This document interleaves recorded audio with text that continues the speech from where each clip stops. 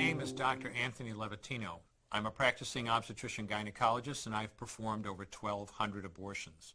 Today I'm going to describe a second trimester surgical abortion called dilatation and evacuation, or D&E. A D&E is performed between 13 and 24 weeks of pregnancy. After administering anesthesia, the abortionist uses a weighted speculum, like this one, that opens the vagina widely. Because second trimester babies are so large, this greater access facilitates a late-term abortion.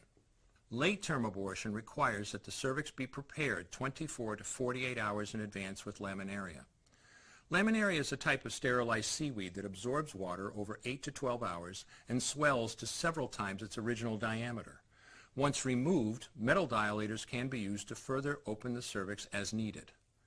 Once the cervix has been stretched open, the suction tube is placed inside. A baby at 20 weeks gestation is as big as the length of my hand, from head to rump, not counting the legs. The suction machine is turned on, and pale yellow amniotic fluid surrounding the baby is suctioned out through the catheters. With babies this big, they don't fit through catheters this size. The baby's bones and skull are too strong to be torn apart by suction alone. This is a Sofer clamp. A Sofer clamp is made of stainless steel. It's about 13 inches long. The business end is about 2.5 inches long and 1/2 inch wide, and there are rows of sharp teeth. This is a grasping instrument. When it gets a hold of something, it does not let go. The abortionist uses this clamp to grasp an arm or leg. Once he has a firm grip, the abortionist pulls hard in order to tear the limb from the baby's body. One by one, the rest of the limbs are removed, along with the intestines, the spine, and the heart and lungs. Usually the most difficult part of the procedure is extracting the baby's head, which is about the size of a large plum at 20 weeks. The head is grasped and crushed. The abortionist knows he has crushed the skull when a white substance comes out of the cervix. This was the baby's brains. The abortionist then removes skull pieces. He removes the placenta and any leftover parts of the baby with a curette, scraping the lining of the uterus for any remaining tissue.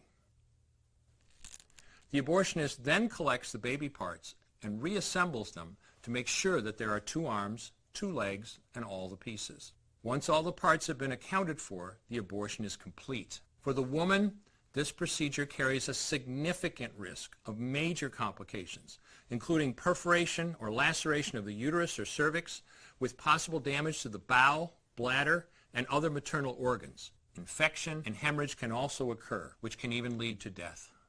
Future pregnancies are also at greater risk for loss or premature delivery due to abortion-related trauma and injury to the cervix. As I mentioned at the beginning, I'm Dr. Anthony Levatino, and in the early part of my career as an OBGYN, I performed over 1,200 abortions.